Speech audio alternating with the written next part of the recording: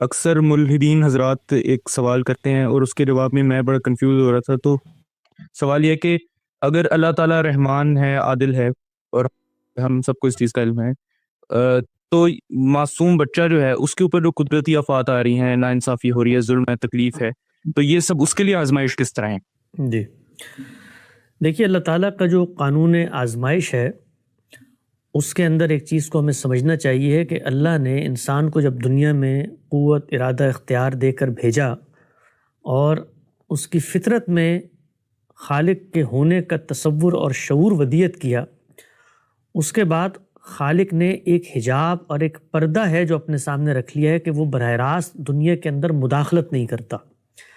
اگر خالق دنیا کے اندر براہ راست مداخلت شروع کر دے تو اس کے نتیجے میں جو امتحان کا پردہ ہے وہ چاک ہو جائے گا.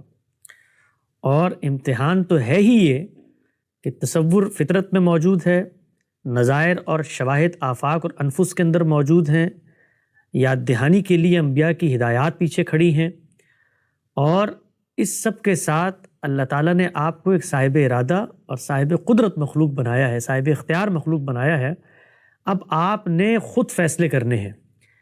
اس فیصلہ سازی میں اگر خالق کے کائنات کی طرف سے براہ راست مداخلت ہوتی ہے تو اس کے نتیجے میں جو امتحان برپا ہے وہ امتحان ختم ہو جائے گا.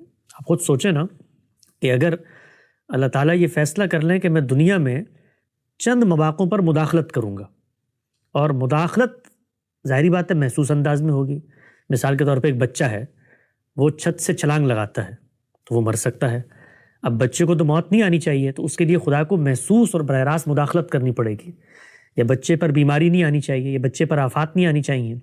تو اگر یہ مداخلت ہوتی ہے تو پھر جو کائنات کا پورا امتحان کا اسکیم ہے وہ تہوبالا ہو جاتی ہے، وہ خراب ہو جاتی ہے، وہ نہیں ہو سکتی. تو اس وجہ سے اللہ تعالیٰ نے اپنی مداخلت کو محدود کر لیا ہے. مداخلت تو ابھی بھی ہو رہی ہوتی ہے، ہر جگہ پر ہو رہی ہوتی ہے، موت و حیات کا پورا کارخانہ اس کی مداخلت ہی سے چل رہا ہے، لیکن وہ غیر محسوس مداخلت ہے. اگر وہ محسوس مداخلت میں ڈھل جائے تو پھر میرے اور آپ کے لیے خالق کا انکار کرنا یہ ناممکن ہو جائے گا، وہ امتحان باقی ہی نہیں رہے گا. تو یہ بات تو ٹھیک ہے کہ بچے جو ہیں وہ صاحب ارادہ نہیں ہوتے، ان پر بھی آزمائشیں آتی ہیں. ان آزمائشوں سے اللہ تعالیٰ مجھے آزما رہا ہوتا ہے، کیونکہ بچے میرے وجود کا حصہ ہوتے ہیں، وہ میں نے تخلیق کیے ہوتے ہیں. تو ان کی آزمائشوں سے میرے اندر صبر کے، شکر کے، برداشت کے جذبات پیدا ہوتے ہیں، نہیں ہوتے. میں خالق کی طرف لوٹتا ہوں، نہیں لوٹتا. تو اس نے اتنا کمپلیکیٹڈ ایگزام پلان تشکیل دیا ہے کہ ایک طرف وہ پیچھے بیٹھا ہوا ہے، دوسری طرف اس نے تمام ہدایات ہم تک پہنچا دی ہیں. اب رستہ صاف ہے، اما شاکرن و اما کفورا. اب ہم نے فیصلہ کرنا ہے کہ ہم شکر گزار بندے بنتے ہیں یا انکار کرنے والے بنتے ہیں. اس کے اندر آزمائشوں کی ایک دنیا ہے، ابتلا کی ایک دنیا ہے. اس میں خدا ہمیں یہ پیغام دیتا ہے کہ یہ دیکھو، اگر یہ بچہ دنیا سے رخصت ہو رہا ہے تمہارے سامنے، تو اسی طریقے سے تم نے بھی رخصت ہو جانا ہے. اس رخصتی میں کوئی عمر کی تحدید یا قید نہیں ہے. تو اگر آپ یہ سمجھتے ہیں کہ بچے کو صاحب ارادہ بننے کے بعد رخصت ہونا چاہیے تو ایک قید آپ نے عائد کر دی. گویا خدا آپ پابند ہو گیا ہے کہ اس امتحان میں وہ 16 سال سے پہلے تو کسی کو نہیں مارے گا.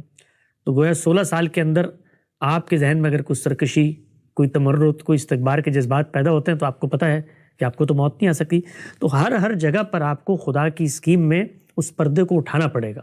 وہ پردہ اٹھ جائے گا تو پھر اسکیم اور امتحان اس طرح باقی نہیں رہے گا.